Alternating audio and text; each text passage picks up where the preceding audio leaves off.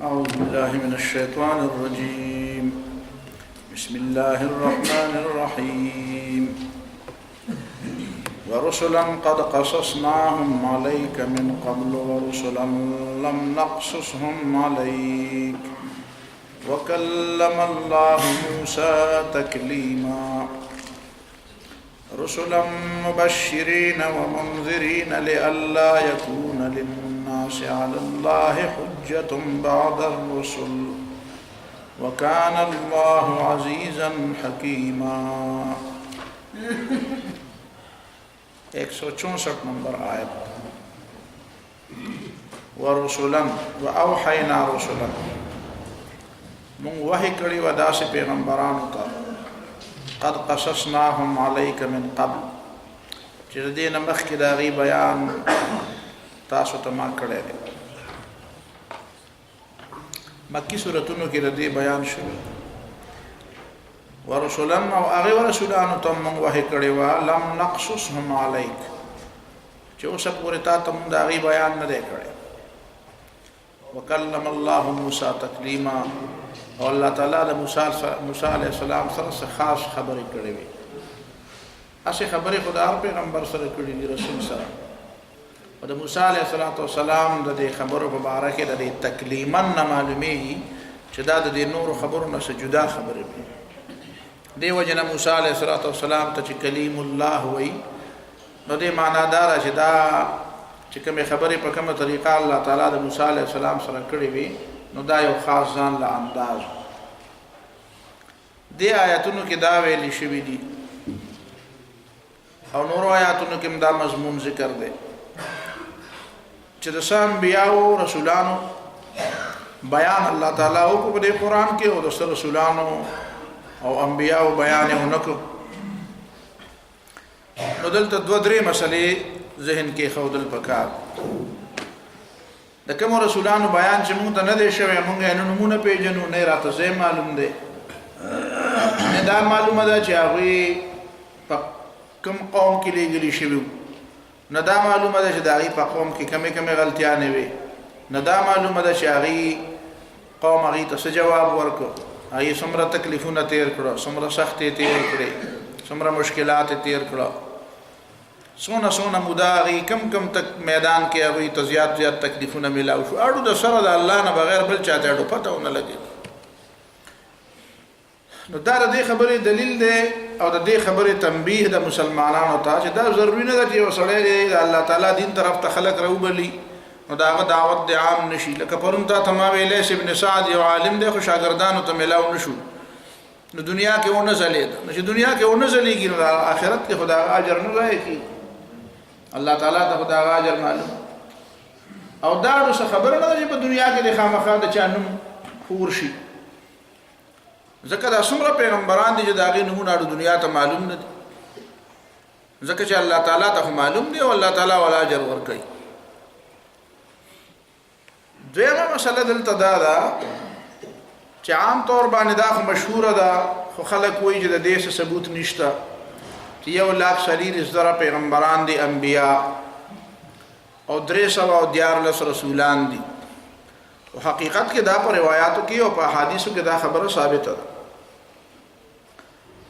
تفسیر قرطبی دا خبره لیکلې ده او امام بیهقی رحمه الله په خپل کتاب سنن کبرا کې لیکلې ده او په شعب الایمان کې لیکلې ده. او د دې نه لویه خبره دا ده چې امام حاکم په المستدرک کې لیکلې ده چې نبی علیہ الصلوۃ والسلام نے تپوس شو چې انبیاء سودی، نو نبی علیہ الصلوۃ والسلام وی چې 124,000 1,40,000 او رسولان سودی، نو نبی علیہ السلام فرمایل چې رسول په دې کې 313 دي، 314. دا 314 یو عجیب تعداد دی د رسولانو هم دی او دا د اصحاب طالوت هم دی. ان الله قد بعث لكم طالوت ملکا، خلق وی جدام اغد. او دا تعداد کم و بیش د اصحاب بدر هم دی، کم و بیش ذکر ویم چې پاغی کې نور روایات هم دی، دا 1300 د 1900 د 1500 روایات هم پکې دي. او دا غي وجه ښکاره ده چې هغه جنگ کې خو خلک په یو کاری څه په بل کاری څه زی څه لاړ شي څه راشي څه جاسوسۍ لپاره ولېږي نو هغه پکې چا حساب کړو چا پکې حساب نه کړو چا پکې کشران هم پکې حساب کړو چا پکې حساب نه کړو نو دا خبره دومره غټه خبره نه ده خو بهرحال عام طور باندې مشهور هم دا ده چې 314 البته دا چې د خلکو مشهوره کړې ده چې 314 تعداد برابر شي نو البته په کافرانو ورځي نو دا شرط نه الله لګولې او رسول صلی الله علیه وسلم لګولې دا سره حسبك الله ومن اتبعك من المؤمنين آیت چې نازل شونه په وخت کې خلک وي صحابه کرام سلويخ کسان دا ضروري نه ده 313 په کې شرط نه ده خدای اتفاقی ته دا چې خلک دا خبره هم ډیره مشهوره ده وي اولنې غزا د نبی له صلوات والسلام د اسلام او د کفر اولنې جنگ نو د اسلام او د کفر اولنې جنگ خو نه ده خو د نبی له صلوات والسلام د سیرت اولنې جنگ وته وي او هغه اولنې نه ده چې بخاری کتاب المغازی و نو اول ما غزا النبي صلى الله عليه وسلم الابواء غزوه ابواء غزوه ودان غزوه ذو العسيره یا ذو العشيره دا هغه غزوه دي چې دا د غزوه بدر نه مخکې شوی او بدر هغه غزوه ده چې په هغه کې د نبی له صلوات والسلام سره مهاجرین هم شامل وو او باقاعده جنگ پکې وشو نو دا ته ویل شي چې هغه باقاعده جنگ د مکه معظمه د خلکو خلاف چې په هغه کې د نبی له صلوات والسلام سره د انصار صحابه کرام هم شریکو دي نه مخکې چې کومه غزوه ودان غزوه ابواء غزوه ذو العشيره دا سیف البحر دا د سمندر په غاړه باندې بعضې غزوې دا لارې محفوظ کولې هر سیرت کتابونه چې بیا وایي بخاري وې نو بیا په هغې باندې به پوهېږي نو دا ضروري و د هغې دپاره خو دا غزوه بدر خو یو باقاعده جنګ و نو دا باقاعده جنګ هم نبي علیه الصلاة والسلام چې وته نو انما يريد عير قريش د نبی علیه الصلاة والسلام اراده د قافلې وه او کوم خلک چې قرآن او آیت کې حدیث کې دلته څه تعارض خبره کوي نو تعارض حقیقت کې شته نه خو پرې دواړو خبرو ځان پوهول غواړي نو هغه خپل ځای چې کله راشي د سورة انفال نو بیا به هلته وایو ان شاء الله العظیم دا دویمه خبره شو درېمه خبره دا ده چې رسولا قد قصصناهم عليك ورسولا لم نقصصهم عليك چې د کومو رسولانو انبیاو بیان الله تعالی مونږ ته نه دی کړی نه مونږ ته دا پته هم نشته چې په کوم ځای کې راغلي دي مونږ ته د هغې د نومونو پته هم نشته لہذا چې کوم نمونه قرآن مونږ ته ذکر کړي دي نه هغې باندې به خو په نوم باندې ایمان راوړو موسی علیه السلام عیسی علیه السلام شعیب علیه السلام صالح علیه السلام لوط علیه السلام ابراهیم علیه السلام په دې نوم به ایمان راوړو او چې کوم مونږ ته نه دي ذکر شوي نو مونږ به دا وایو چې څومره پیغمبران چې الله تعالی را لېږلي دي هغه ټول ټیک دي که مونږ ته معلوم دي او که مونږ ته نه دي معلوم خو چې مونږ ته یو سړی نوم وایي چې فلان کې سړی پیغمبر دی که نه دی نو مونږ به ورته وایو چې مونږ ته نه ده پته چې پیغمبر دی او که نه دی لکه زمونږ بر صغیر کې بعضې خلک وایي چې دا مهاتما بدھ چې دی وایي دا پیغمبر مهاتما بدھ او بعضې خلکو د هغې دپاره عجیبه تشبیه کړې ده مهاتما بدھ چې کوم ځای کې پیدا و که نه د هغې ځای نوم دی کپل واستو نو کپل واسطو ته ویلی شي چې دا کپل یا کفل یا کفل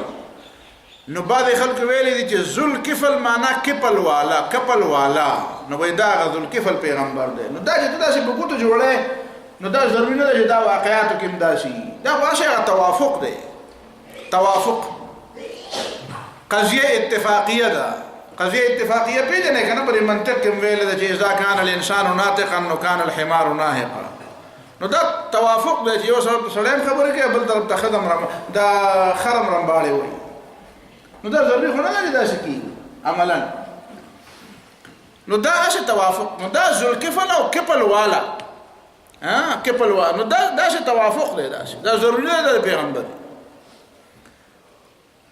علامه رشید رضا مصری لیکلی دي چې دا کم د انبیاو ذکر چې قرآن کړی دی نو دا هغه انبیا دي چې جزیرة العرب یا د هغې قریب چې کوم عرب د هغې نه واقف دي د مکې او د مدینې خلق د هغې نه واقف دي نو قرآن د هغې انبیاو ذکر کړی دی باقی کم انبیا چې هغه وي په یورپ کې په امریکا کې په چین کې په جاپان کې په بر صغیر کې راغلی دي نو د هغې تذکره ځکه نه ده کړې چې هغې نه چونکې عرب واقف نه و د هغې سیرت او د هغې تاریخ معلوم نه والله تعالی عالم چې د کومو ملکونو نومونه واغستو نو په هغه ملکونو کې پیغمبران واقعي په جاپان کې راغلي دي واقعي په چین کې او په مصر کې را په دغه کې راغلي په یورپ کې او واقعي په امریکا کې او په کاناډا کې راغلي دي نه مونږ ته علم نشته البته قرآن دا وایي چې ولقد بعثنا في كل امه رسولا په هر امت کې الله تعالی وایي ما پیغمبر لېږلی بس دا خبره زموږ دپاره د منلو دپاره کافي ده چې الله تعالی په هر قوم کې پیغمبر او په هر امت کې پیغمبر را لېږلی دې نه مونږ ته دا پته لګي چې په قومونو کې دننه چې دا کم بهترین د اخلاقیاتو کوم تعلیمات او دا بهترین کوم خبرې باقی پاتې دي دې نه دا معلومیږي چې واقعي په هر قوم کې پیغمبر راغلی په هر قوم کې پیغمبر راغلی ځکه چې په ډیرو قومونو کې دا څه اخلاقیات چې پاتې دي نو ښکاره خبره ده د بهترینو اخلاقیاتو دپاره څه بنیاد خو به یې که نه نو هغه بنیاد څه شی دی هغه بنیاد چې دی هغه د انبیاو تعلیمات دي دا په هغه ډېرو لرو قومونو کې هم راغلي دي چې په ظاهر سړی وي چې په دې کې سره پته نه لګي نو په هغې کې هم ښه خبرې شته نو د هغې ښه خبرو بنیاد څه دی د هغې خبرو بنیاد چې دی هغه د انبیاو تعلیمات نو رسلا قد قصصناهم عليك من قبل ورسلا لم نقصصهم عليك وكلم الله موسى تكليما دین علاوه بیا بل آیت لراځي یا اهل الكتاب لا تغلوا في دينكم ولا تقولوا على الله الا الحق اے کتاب والو لا تغلوا في دينكم خپل دین په معاملاتو کې د حد نه زیاتې مکه غلو د حد نه زیاتې کول یو غلول دی یو غلول نو هغه غلول چې دی که نه هغه مضاعف ثلاثي دی غلا یغلو هغه لام عین او لام پکې مکرر دی او دا غلا یغلو نو دا څه شی دی دا ناقص دی غلا یغلو هغه لام کلمه پکې چې دی هغه پکې حرف علت نو دا دواړه جدا جدا دي البته چونکې غین او لام په دواړو کې دي نو مطلب دا دی چې د خیانت دا مفهوم په دواړو کې شامل دی دام خیانت دی چې سړی د اجتماعي مال نه څه پیسې پټي کړي د اجتماعي خلکو د ګڼو خلکو مال دی او دی د څه پیسې پټي کړي نو دام خیانت دی او دام خیانت دی چې الله او رسول ته هغه خبره منسوبه کړي چې الله او رسول نه ده کړې هغه خبره په دین کې دننه شامله کړي چې کومه خبره په دین کې شامله نه ده یا هغه خبره د دین نه بهر کړي چې کومه خبره په دین کې شامله ده نو دا خیانت دی که نه دا په دین کې خیانت شو او په مال کې خیانت شو نو د دې غیر او د دې لام په وجه باندې پته ولګي چې دا دواړه مفهومونه یو بل سره نږدې دي اگرچه لغوي معنا د دواړو جدا جدا اهل کتاب په خپل دین کې څه غلو وکړه غلو د حد نه تجاوز نو مثلا يهوديانو ته وکتل چې يهوديانو د عيسى عليه السلام باندې الزام ولګو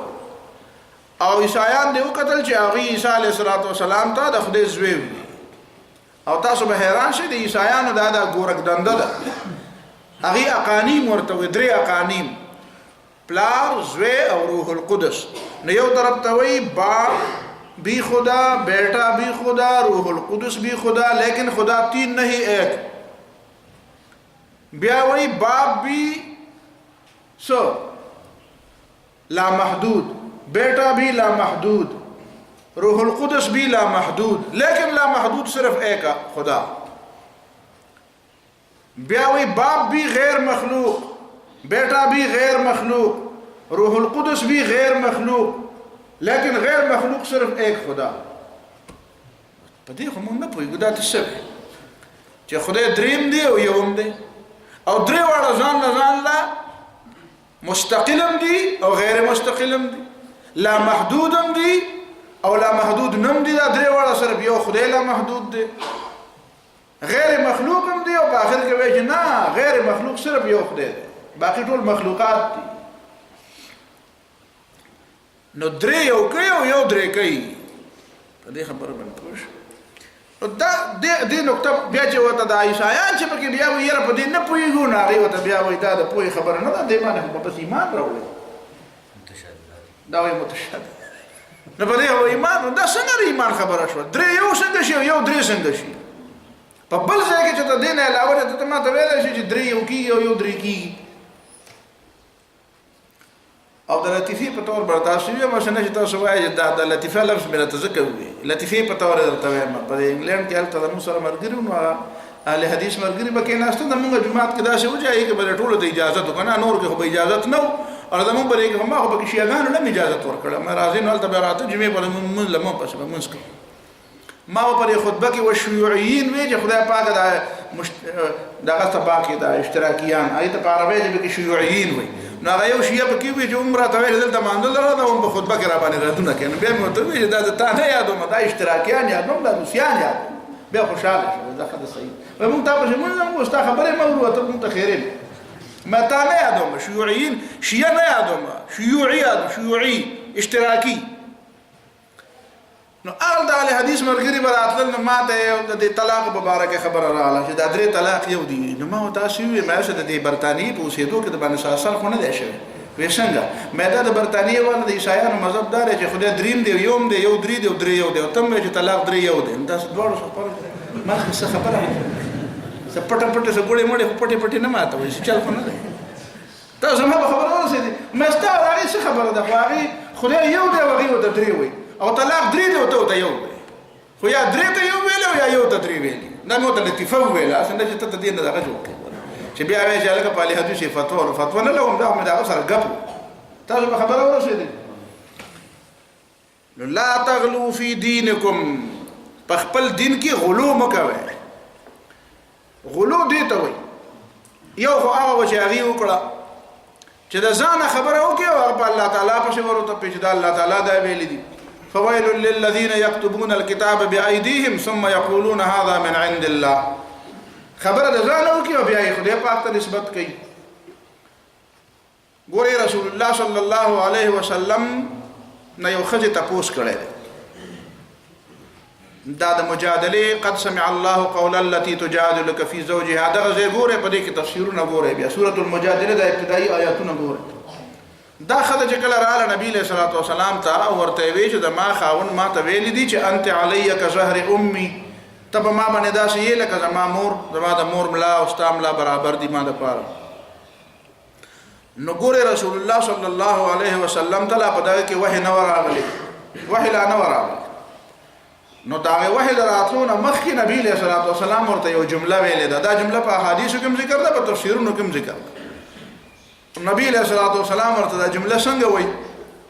وای ما اراك الا انك حرمت عليه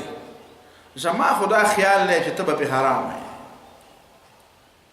قطعا ورته نه وای چې ته په حرام ہے وای ما اراك الا انك حرمت عليه او مجتهد چې کله خبره کوي نو هغه چې خبره وکي نو هغه وایي چې والله اعلم هذا ما عندي والعلم عند الله والله اعلم بالصواب ها نو دا الفاظ راځي نو دا د دې لپاره راځي چې دا احتیاط پکا هغه دا احتیاط درس چې رسول الله صلی الله علیه وسلم ورته ویل ته به حرام نو بیا نو دا اوسه سبا خبره خو نه و او بیا په قران ویل چې نه دا حرام نو واحد دې لپاره دا واحد نو راغلی نبی له صلی الله علیه وسلم د خپل علم نه خبره وکړه د خپل اجتهاد نه خبره وکړه تاسو ما پیغمبر اجتهاد کوي نو الته وته ما اراك الا انك حرمت عليه خبره دا چې کله نه کوله وته نو وحی رااله نو چې وحی رااله نو بس خبره ختم شوې کفاره ورکا او خبره زړه په زړه پاتې شو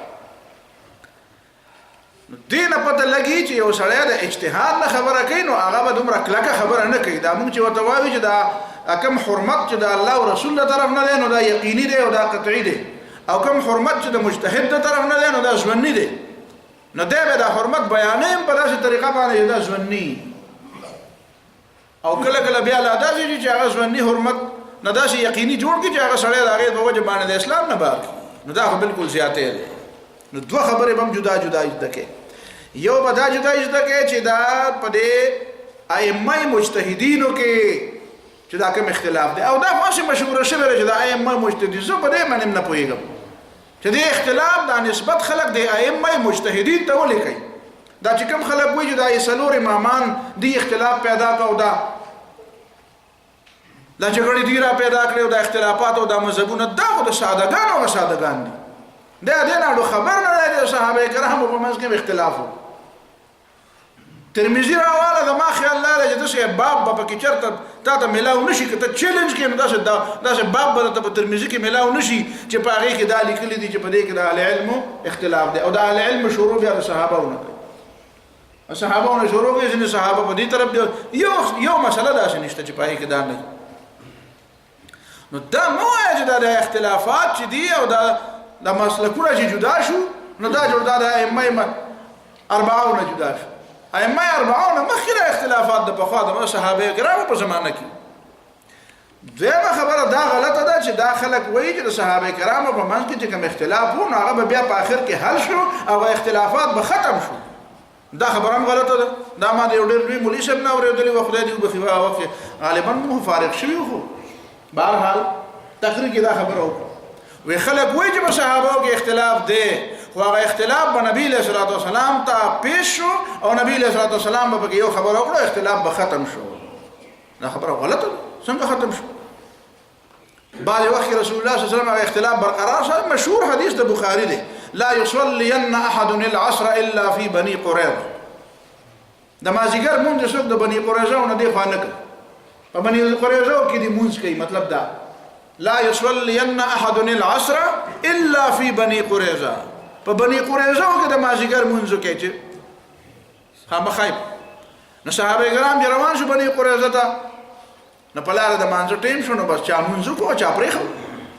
چا مونږ کو هغه د نبی له سلام مطلب دا نه و چې دا موږ خامخا په بني قریظه کې مطلب دا و چې زرزر معنا یې دا انور وایي چې معنا کې زموږ څه کار دی خو الفاظ دا وایي د بني قریظه کې مونږ کوي بل ځای مه کوئ نو موږ بل ځای نه کوو موږ بني قریظه کې کوو نو چې هلته لاړو دواړو نبي علیه الصلاة والسلام خپله خبره پیش کړه نو فلم يعنف واحدا منهم یو ټیم پکې بدو نه وي نو برقرار وساته اختلاف ختم کړه برقرار وساته ابو داود روایت ده دنه ودل ما ودل بعض یو ځای کې مې طالب علمانو ته د منتهی د تخصص طالب علمانو ته مې دا سوال هم پیش کړو تاسو هم دا سوال پیش کړو ابو داود کې دا روایت ده چې رسول الله صلی الله علیه وسلم ته دو صحابه کرام رااله دو صحابه کرام رااله چې هغه دواړه په سفر کې مازیګر مونږو نو هغه مازیګر مونږ یو صحابي ولګیدو ادوړو صحابه وبنوي نو په تیمم مونږو کو چې په تیمم مونږو کو نو هغه د مازیګر وخت لا باقی پاتې او وب پیدا شو چې وب پیدا شو نو یو صحابي دوباره مونږو او دا څه وکړو دوباره مونږو به چې مخکې په تیمم خوشو نو وخت لاشته او بل پیدا شو نو بیا مونږ کو هغه بل چې دی هغه ما خو ځل کړی زه بیا نه کوم دا که زمونږ استاد نو مونږ به یو بل د ګریوان نه نیولې وای چې ته د ما دا ولې نه منې او بل به ورته د ما دا ولې نه منې خو هغه یو خپل ومنه بل خپل ومنه یو بل ته وګورنه وعمل په خپل خبرو را رسول الله صلی الله علیه وسلم د دواړو خپل خبره وکړه نو نبی علیہ الصلوۃ والسلام چې کوم یو کس دوباره موز نو کړي هغه مخکینه مونږ د تیمم برقرار ساتل او بل نو کړي هغه ته وی اصبت السنه تو سنت طریقې ته ورسې نشټیک دا هم یو ځل وو تیمم تاوله وو تیمم دیو په تیمم وبنوي او په تیمم بس خبره ختمه شو موږ یو ځل فرض او هغه بل سړی ته چې چا اعاده کړي و دوباره هغه موږ کړي او هغه ته وی لکل اجر مرتين وستا دو ثوابونه شو نو اختلاف برقرار پاتې شو په ځای ختم شو اختلاف په ځای پاتې شو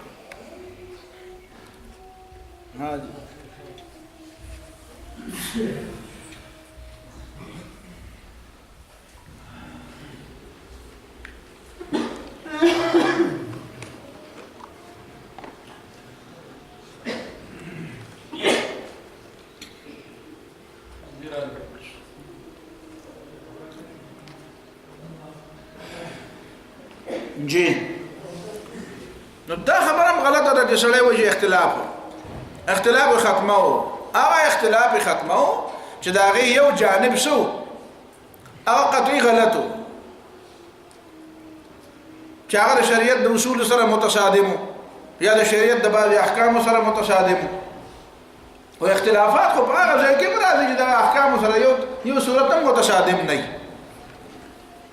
لکه دې ځای کې دوباره مونږ کوو هغه ته اصحاب السنه حالانکه تا ته ما سوال وکوم نو سوال دا دی کنه چې یو ته وی چې اصحاب السنه او بل ته وی لکه الاجر مرتين نو سنت په مقابله کې اجري سنت په مقابله کې بدعت په بدعت باندې اجري نو دلته خو ته لکه الاجر مرتين نو دا سوال تاسو به ما قرش لا ما توایې د دې جواب خبره ورسېږي تاسو سوال باندې ورسېږي اصحاب السنه سنت ته ورسېږي او بل ته ویل لك الاجر مرتين چې سنت خلاف وکړو ورته لك الاجر مرتين او دا مطلب شو چې سنت مقابل کې شو هغه اجر مرتين څنګه شو په سنت په مقابل کې د سی په اجر ملاويږي او لا ډبل اجر نو دا براله جواب تراکه نو دا غلو ده تا وایم چې ته دا اصل مسئله دا وایي چې راځي اختلافات ول سره نه دي پکار نو څنګه دا خو اجتهاد کې هو اختلاف راځي خامخا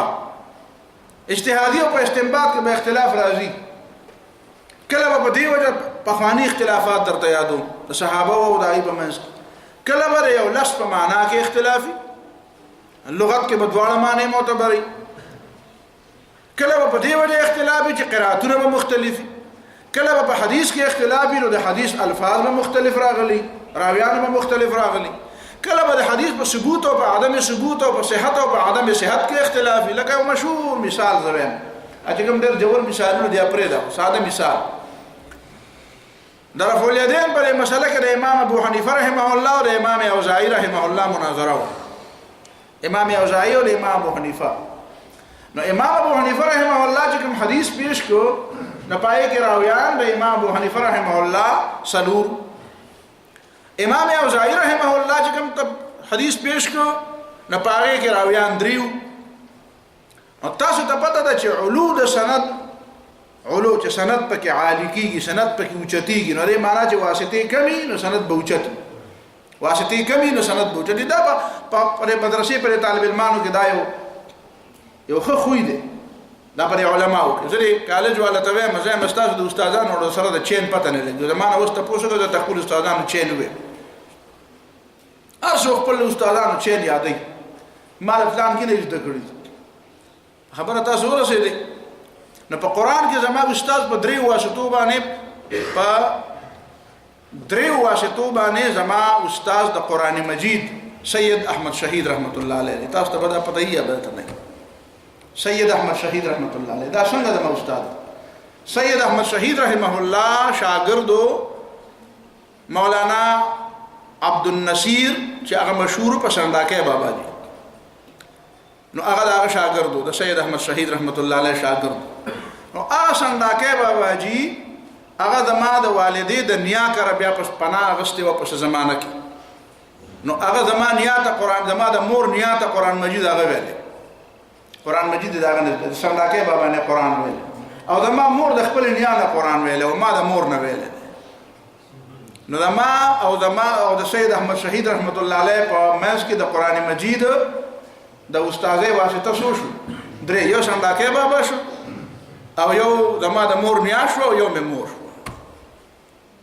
نو دا په دې فخر کوم دا ما د پاره د فخر خبره سید احمد شهید رحمت الله علیه زور کوټه سره نو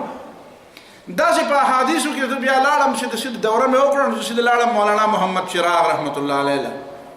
او مولانا محمد چراغ رحمه الله د مولانا شان ورشا کشمیری رحمه الله شاګرد برای راست او دا په ډیر زیات اعتماد د نور تمام شاګردانو په مقابله کې د مولانا محمد چراغ باندې ډیر زیات اعتماد نو اگر چې حدیث ما د مولانا عبدالرحمن رحمه الله نه ویلي دي او قران مې د مولانا عبدالرحمن رحمه الله نه ویلي دي او دا واسطه په کې شامل دي ټولي او په دې باندې هغه بیا د مفتی سیاح الدین کاکا خیل رحمه الله شاګرد او هغه د شان ورشا کشمیر رحمه الله هم وی دا واسطه راکمش نو لاړم گجراوالی ته مولانا محمد چراغ رحمه الله ته بخاری او ترمذی بعض احادیث واورول او چې وامر ډیر زیات خوشاله ځکه زما عبارت ډیر زیات خوښ شو وته عبارت وای چې ما ته عبارت وی نور وای به نور وای نو عبارت ډیر خوښ شو ډیر په ملای وټه په ولم او بیا له سند په خپل لاس راغله ما سره لیکلې پروت خپل او ته تسخط کړي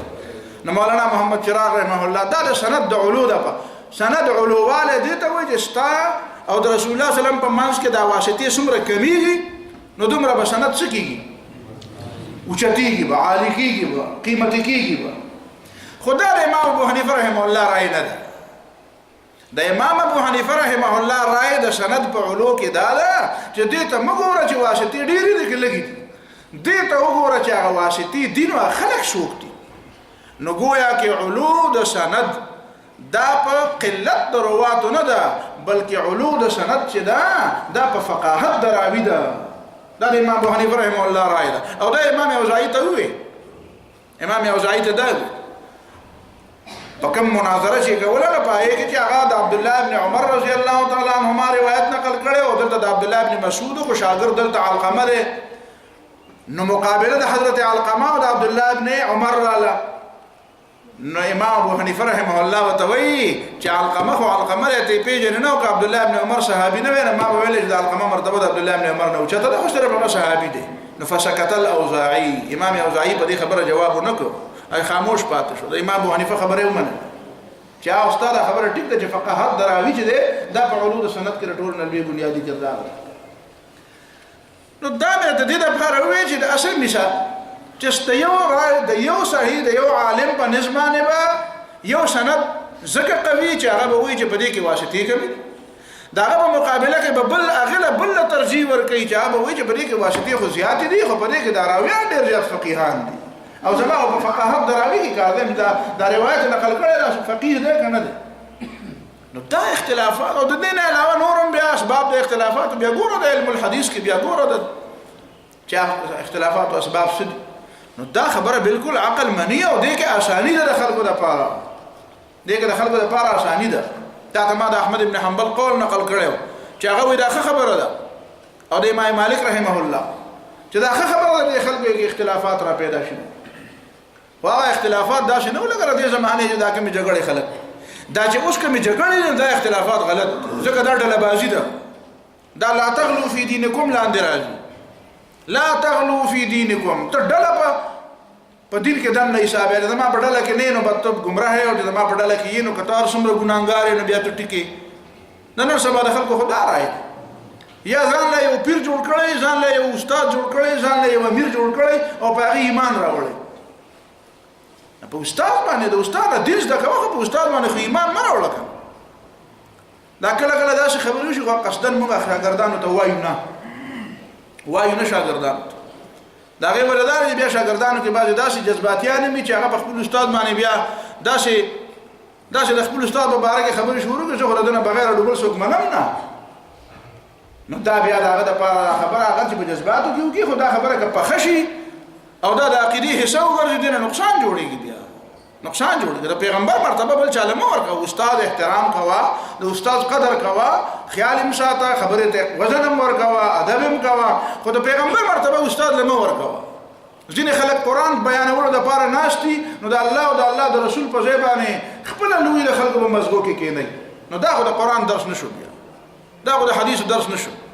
د قران او د حدیث د درس مطلب دا دی چې د خپل شاګرد په دماغو کې د الله او د الله د رسول مینا کېنو نو تاسو راکې بیا مینا وکړو کوي نه کړو خو ته خو الله تعالی اجر درکې نو د مینا نه کېنو نه د کې خو دستا په وجه او تسمه لار ملاوي شي نو تعالی الله تعالی اجر درکې مینا یو نه یو نه پرنه ستل نو مینا د الله تعالی او د الله تعالی د رسول ذهن کې کېنو ولغالي نو غلو فی الدین دا چې استاد د خپل شاګردانو مبارک زما خبره به منه ما نه تاویږي را تاویږي ته به چې د حق په دمانه یوازې منکشف شه حق به کې منحصر شوی ادا نور خلق ته نه دلیل ورته وایا نو دلیل هم په دلیل دا موږ همیشه د پاره زما کوشش دی چې به دلیل خبره چرته نه کوم کوم خبره چې کوم نه د پویول د پاره سو دلیل خامخا دا غي وجدار چې ته دا نه وایې دا د استاد مثلا استاد خبره خو دلیل نه دی استاد کو حجت نه دی حجت خو الله او رسول دلیل خو الله او رسول دا الله خبره دلیل دا الله د پیغمبر خبره دلیل دا باقي هر څوک چې دا نه دلیل مطالبه کې دي او که دلیل دي کو خبره منه که دلیل نه منه دا نو لا تغلو فی دینکم فرقه پرستی دا غلو ده فرقه پرستی څه ته فرقه پرستی دي ته وایي چې پای دا د غلو د لفظ قرآن ویل دی زبردست لفظ دی قرآن دی حد نه تجاوز کول د حد نه زیاتې کول یو خبره ده چې هغه فرض کا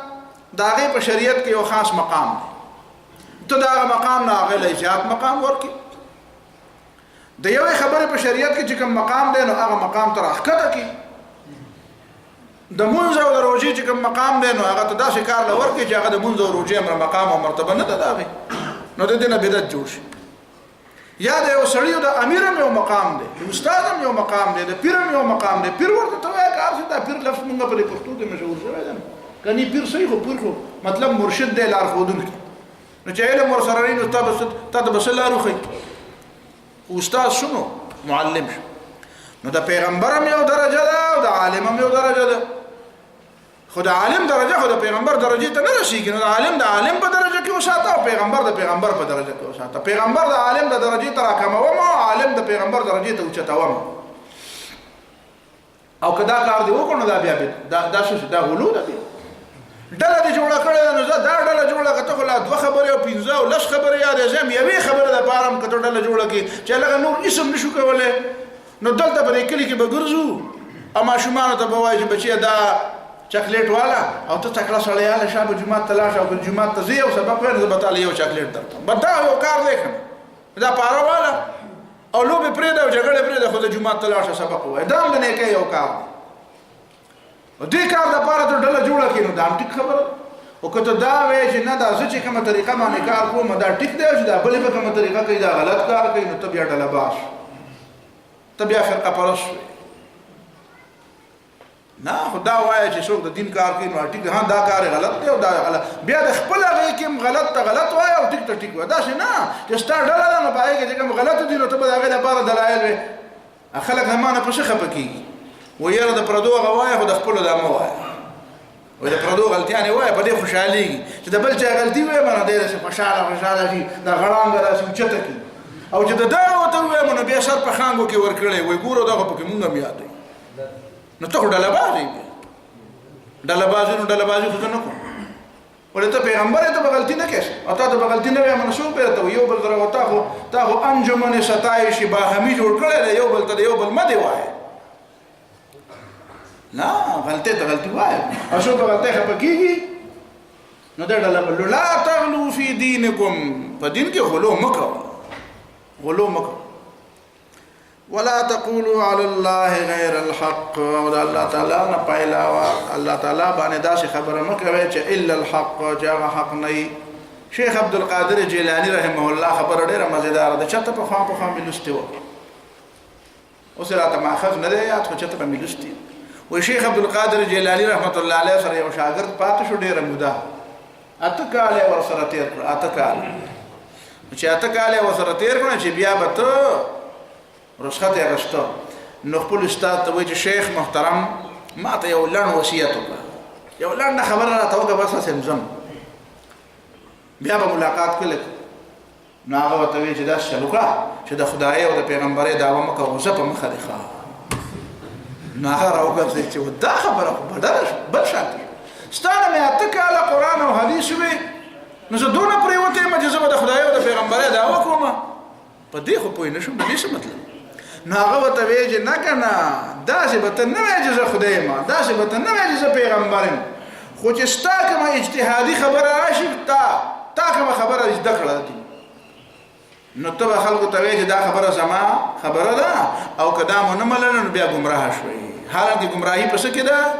او کفر په څه کې دی چې د الله او د الله د رسول مخالفت کوي ستا د خبرې مخالفت نه که تا سره دلیل نو بیا پکاره چې دلیل د قران او سنت نه وي نو هغه بیا چې هغه دلیل مخالفت نه کوي نو خدای الله او الله د رسول خبره شو کنه او ستا خبره نه خو چې ستا خبره ته خبره یو دلیل در سره نه یو بل چا سره دلیل د هغه په مقابله کې نو بیا چې ته زما خبره به منې او د بل به نه منې نو دا یا د پیغمبري دعوه ده او یا د خدای دعوه ده دا کار مه کوه نو اوس پوه شو نو تاسو پوه شئ که پوه نه شئ نو تاسو چې د خدای او د پیغمبري دعوه نه کوي نو لا تقولوا على الله الا الحق الله باندې چې کوم خبره کې نو تا ته پته ده چې خدای دا څه ویلي دا ځینې خلک وي په خدای پاک ویل پیغمبر ویل خدای په کوم ځای کې ویلي بیا وایي څه خبره ما اورېدلې ده او پیغمبر علیه السلام په کوم ځای کې ویلي نو دا چې دا بې ځایه خبرې راجمع کړي باید شا یو ځای بل ځای راجمع کړي او بیا الله او رسول ته نسبت کوي او د هغې په بنیاد باندې بیا ډله او چې ته سره پکې هغه نه منې نو نو دا به هر حال دا خبره ذهن کې کېنه خاصه باقي به بیا شي ان شاء الله